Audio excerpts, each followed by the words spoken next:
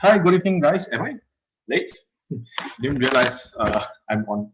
Sorry, was clicking away. All right, so let's go on to it. I think Orlando might be a bit late today, so without further ado, I'll jump into what I do best, which is about really talking about my setups. Okay.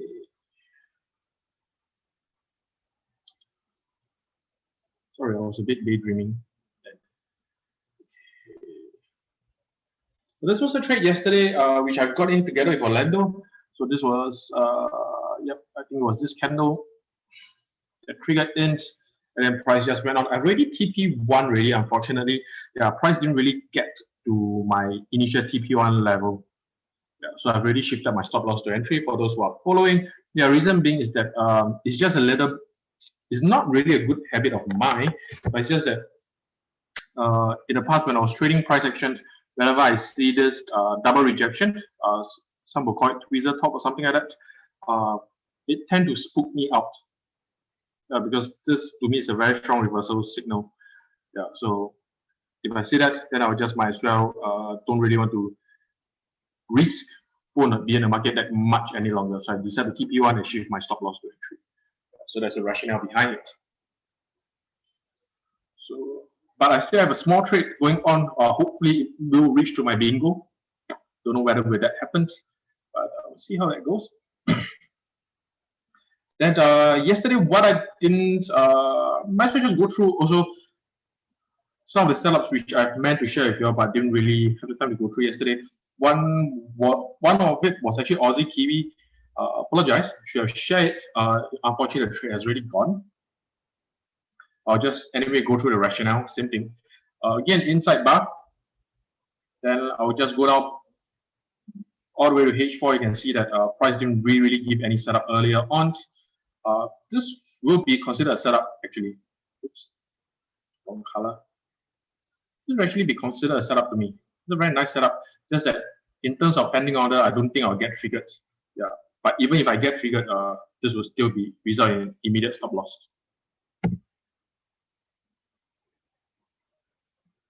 Then, to be frank, is that when price broke down, retested, this was buy right and entry bar. It's just that I missed this setup. Yeah. So yesterday I was really waiting for this to happen. So for price to actually goes down, come up, retest again. Now it didn't really give me a good retest. Instead, what I saw was this bearish bar. So I decided to get in again, putting a pending order below, using this bar as an entry bar, and then my stop loss above. So I got triggered, and price is just now going in my favor. Yeah. Should I share this yesterday? Next time I'll try to be more on time. Now, some other setups that I'm actually still looking out for. One will be Cat Yens. Same story, inside bar. At this moment, you can see that our price is really not doing anything much. So I just keep a lookout and see what's going to happen. Yeah. Now, dollar cat, same thing, inside bar, had a false breakout. You can see that. Prices dip below and come back in pretty fast. Yeah. So I'm just waiting for another confirmed break. If it's a weak break, then I'll go for a retest. Yeah, so we'll see what happens next. But dollar cat seems to be a strong contender for a setup either within next 2 bar or even tomorrow morning. Yeah, so just keep a lookout for this. Aussie dollar, pretty much the same story.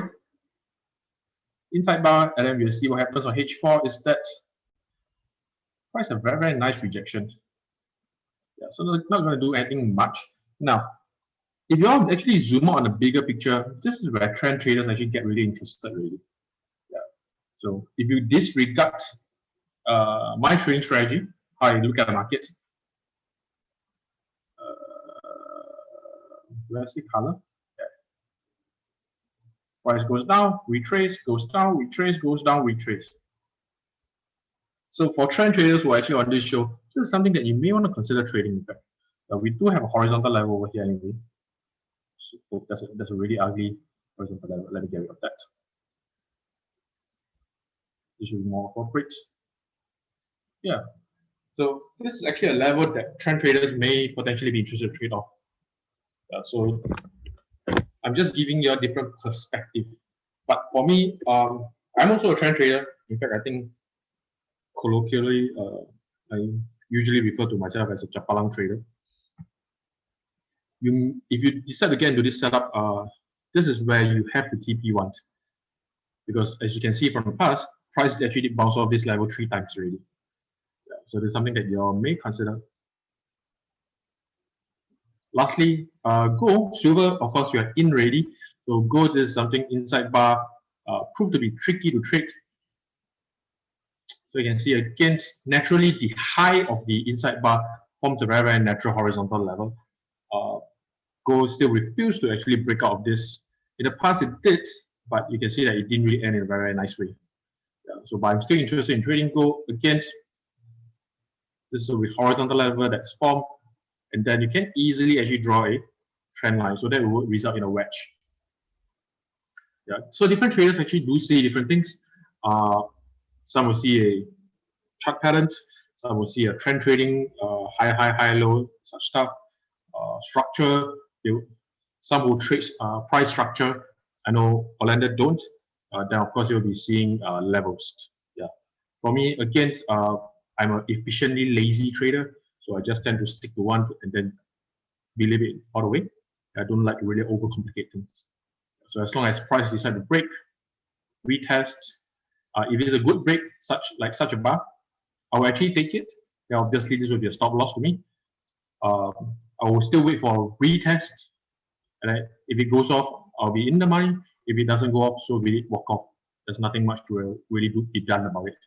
But at least from my way of trading this, overall, I'm still making profits, which is a good thing, which is what really traders wanted. Orlando is really, I don't know whether he'll be in today or he'll be late, but if you have any questions, I think this will be one of the best times to actually shoot forward and ask me. I'd be glad to answer anything. Not really anything, but to clarify. And the last thing which I wish to touch about is actually yesterday, I think was it Alan who asked about, or was it Orlando that started talking about the US hundreds? Yeah. So this is what happened on H4. This was the inside bar that I used yesterday as a reference bar. Okay, so if you really traded this, then you have gotten actually multiple stop loss from yesterday. So you can see that after the show, price actually broke, and this was a very, very nice retest bar. We would have gotten in if you have traded this.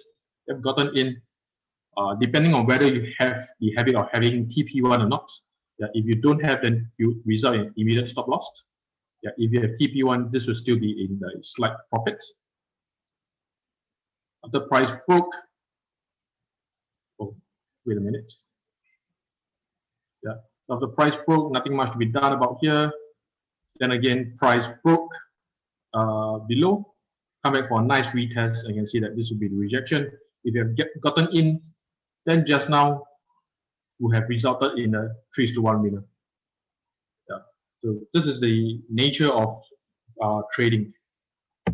But one thing I wish to point out about this particular setup is that if any of you who are interested in trading such a setup, I would actually have adjusted this box already.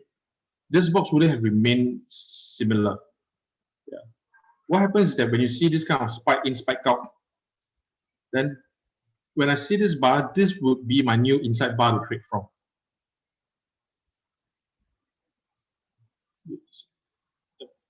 So this will actually, I wouldn't be using this, the old one. Yeah. Because this is every 4 hours, I would have need to revise which one is my inside bar. So obviously when this happens, this will actually form my inside bar. But we can see nothing really much happens. Then after that, this will be an inside bar. Then this is where I'll be interested to trade. Again, back to the 30-minute time frame. So if that is my new inside bar, then this wouldn't be my setup anymore. Yeah, so the lower the time frame you go to for trading, the dynamics of the strategy changes quite a fair bit really. That means every 4 hours you got to revise it. And this is how I go about it. Simple but effective strategy. Yeah. So these are actually the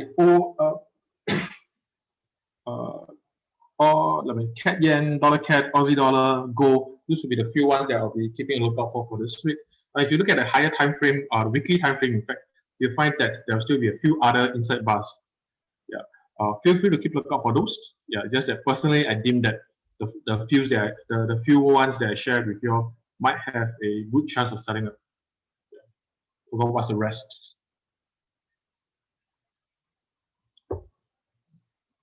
So let me see if I have any questions. Just give me a minute. I'll be right back.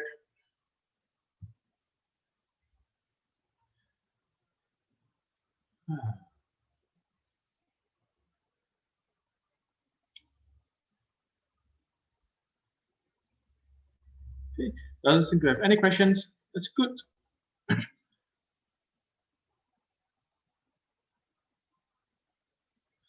Yeah. So yesterday I was really chatting with Orlando, and he was sharing the story about, I don't know if you remember, the volatility index.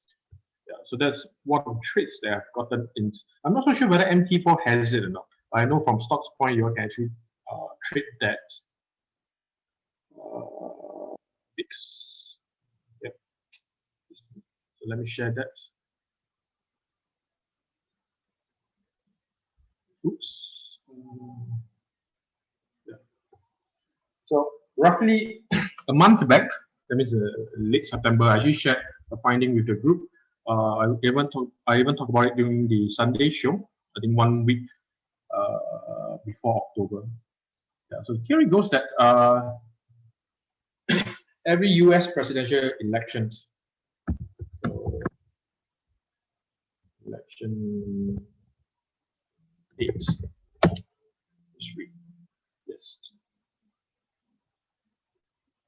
So if 1 month before it, usually what happens is that the VIX in the volatility index will actually spike by at least $5. Yeah, so there's actually an opportunity to make money here if you're into stocks. So you can see that over here on my dates. So for stocks, the concept of stop loss is a bit different. Yeah. So I'm still in this trade. I've not actually been stopped out yet. So you can see on my dates, this will be 1st of October. At 10th, price really opened at 25.8. So in my backtest, it says that for the past 5 presidential elections, in the month of running to the election itself, that means October to November, price for the past 5 rounds of election, price will actually spike, will rise by at least $5. Yeah, that's what goes on for the past few elections. So October price is 25.8. If it spikes $5, I should end at $30 thereabouts. Yeah, so in this case, if it's $25 rise by $5, I should make a handsome about 20% profits in 1 month's time. Yeah. So how accurate is this strategy? So if you look at it, the last election was 2016, followed by 2012, followed by 2008. So let's just have a look at these 3 dates. 2016. Let me have a look at the monthly chart. Okay, I believe I've marked up this. Yeah, so on the monthly chart, you can see that 3rd October 2016.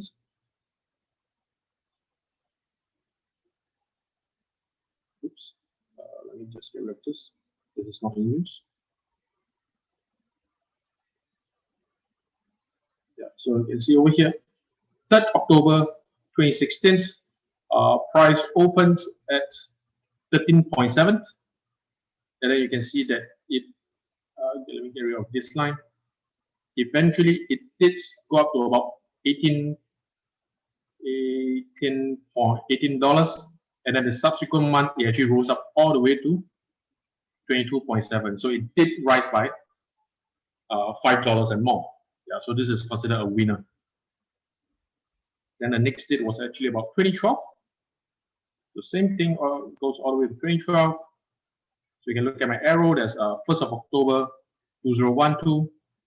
And then the opening price for this was 16.1.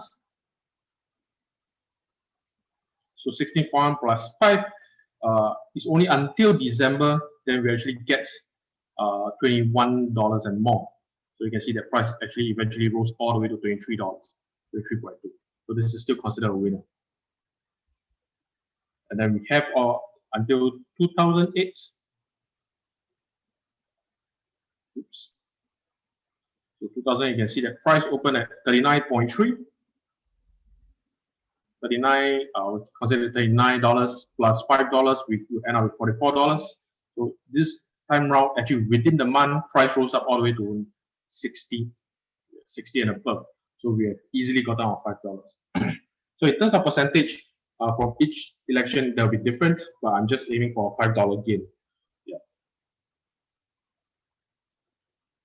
And then after that, it will be 2004. There you go. So 2004, the volatility index on October, 1st of October 2004, opened at $13. So $5 gains will result in $18. Yeah. So you can see that.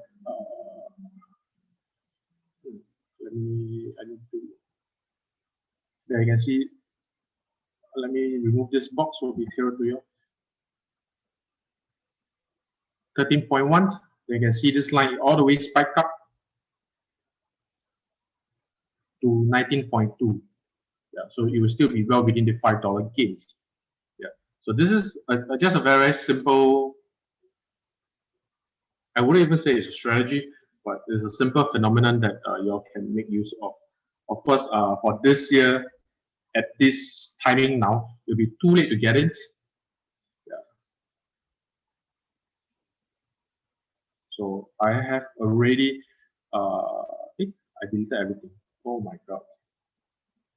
Never mind.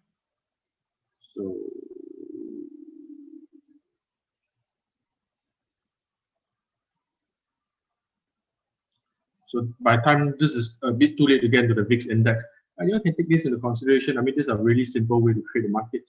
It's a phenomenon that seems to occur in the past few elections. Yeah. So the next time you might get to trade this will actually be 4 years down the road. Yeah. I have no idea why this happens. It can possibly be because before a presidential election, a lot of the retail traders might be interested in the market. Yeah. From my opinion is that the institutional might be getting out of the market. Yeah. Reason being because with a US elections, the president might change. That will result in different policy. So that's not good for long-term investing. But for such short-term volatility, the retail traders will always be more interested and they're keen to get it. Yeah. So that's why the VIX might jump during the 1 month before the elections. So that's something that you can consider. So that's just simple sharing of my cards. All right, let me have a look back at my silver. I don't know what really.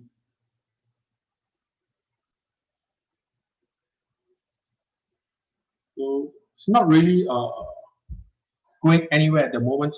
So I guess for silver, it may be during the US election we'll see some movement. But in any sense, I've already TP once, yeah, and shifted my stop loss to entry. So there's really nothing much to do now. I'm just gonna keep on observing, keep it under observation. Yeah, Aussie Kiwi is the one that I've not managed anything. So price is at, oops, price is exactly at 1:1 at the moment. I'm not going to do anything. I think there's potential for it to actually fall even further. Looking at the daily chart, seems to be rather bearish at the moment. I should get my bingo.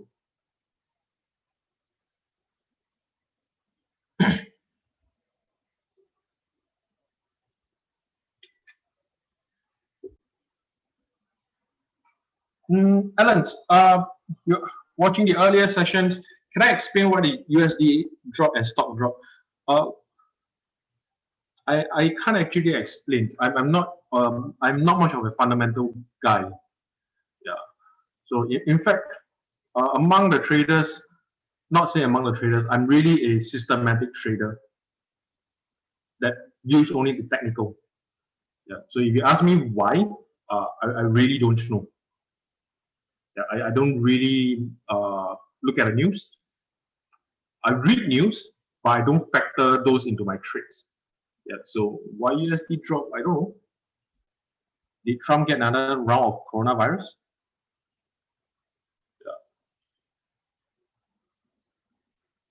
Yeah. Usually for such stuff, let me have a look at Forex Factory. Sometimes Forex Factory might actually reflect what happens. Mm.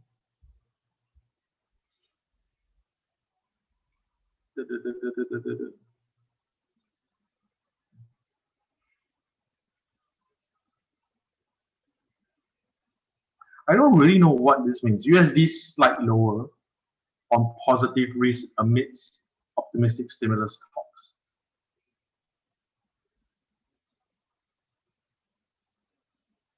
So risk on once more. That's what she says. This, if she says risk on, then that might explain why the stocks are dropping.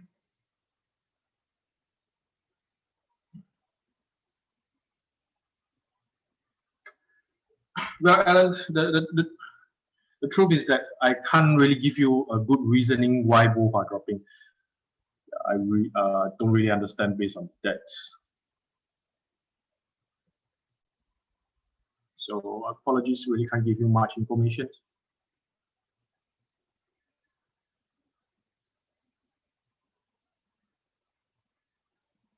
In that sense, I guess people, traders like Julian, Justin, J&G, Johnson, Alexis, they are more on fundamentals, so they should give you more. If you watch his Sunday show, I suggest you ask them, especially Alexis and Julian. They should be able to give you more background information, not from me. If you ask me stuff like indicators, how to backtest, technically how to read a chart in terms of trend line, horizontal levels, chart patterns, price action, I can give you those information. Other than that, uh, for fundamentals, I don't really have much clue. Unless you're talking about stocks of a company, then yes, I do invest in stocks. Those I can chat about. All right. Daily insight bar for Aussie TV. No, Aussie. The ones that I share with you is not based on daily bar. It's based on weekly bar. Yeah. So this is. Let me just get rid of everything. Yeah. So this is the insight bar that I've chosen. This green looking rejection bar. Yeah. So this is the one that I've chosen to actually use it to trade, not my daily bars. Yeah. So once I've gone the weekly time frame, then I go 2 time frames down, which is H4. Yeah. And earlier in the show, I did mention that this will actually be a setup already, but I missed out this setup. Yeah. So what happens was that price does this, go down, retracement. So when the retracement is in, and I see this bearish bar, it didn't really quite touch the inside bar level. Yeah, I still decide to enter, but at a reduced risk. Yeah, so this is not the perfect setup that I'm waiting to trade. Yeah, so anything that's less than stellar, but it still satisfies 75% of my requirement, I will still jump in and trade, but at very much reduced risk already. Yeah, and this, so when I decide to trade that, the level, the bar that I decide to trade on was actually using this rejection bar. Yeah. So at 10, my pending entry was here. Yeah, when I see the bearish bar. So I put my sell stop and my stop loss above. So it was really kind of like an immediate market sell already. But I have to agree. I mean, this time around, I have to admit this is less than a perfect setup. So, oh well, I'm still human, so I still give it to my greed and fear sometimes. I have yet to have complete control. But the only way that I can justify it is that I kind of reduce my risk. Hopefully, that will earn me some forgiveness.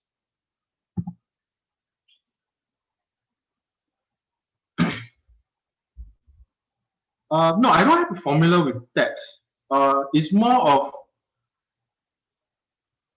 the reason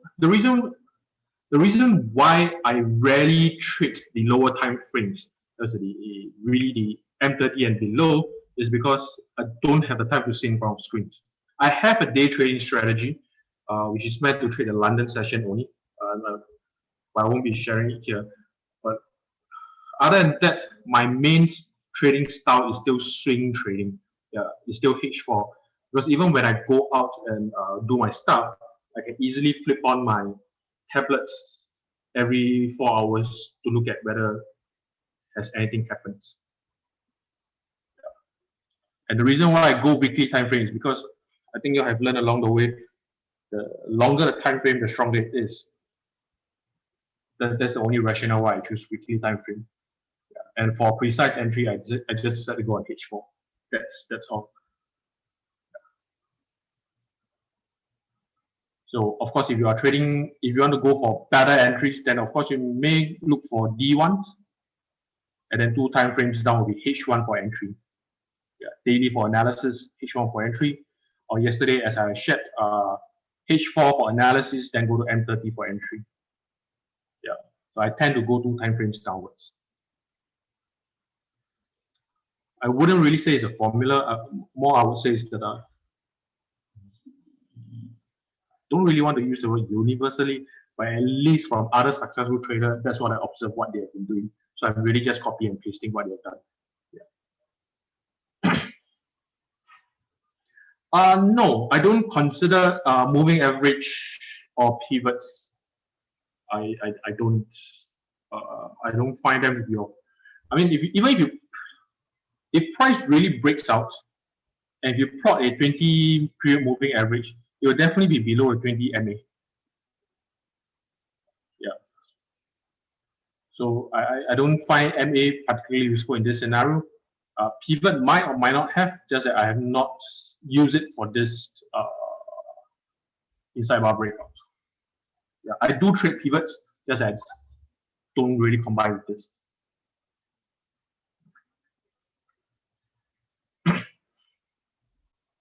The entry bar is really, I don't know whether you have heard me saying it. In essence, I really hate price action. That's me. I really hate price action. In truth, I still have to look at price actions, and I consciously stick to 2 kinds of price action. One is a pin bar. Some of you may know it as a test bar. Some of you may know it as a kangaroo. And then whichever the term is basically I just like to trade a long tail bar. Yeah, because it's just visually easy to spot. Yeah. Any other kind of price action, if it's too complicated, I'll just freak it. Don't really want to look at it. Yeah, because any price action that starts to be complicated, I will start to second guess very easily. So that means the second price action I trade, which is obvious enough, will be engulfing bar. Yeah, I don't really need to guess whether that is an engulfing bar. Every time if I second guess something, that means I don't really want to trade that anymore. Yeah, so really pin bar and engulfing bar. That's the 2 price action which I trade for this strategy.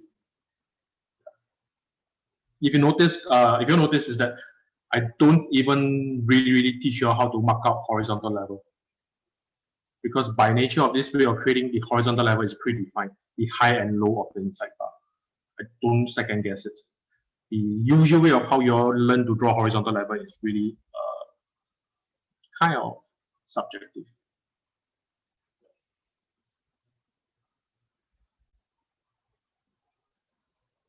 So before I end off this session, last question from Alan is that this will actually constitute an entry.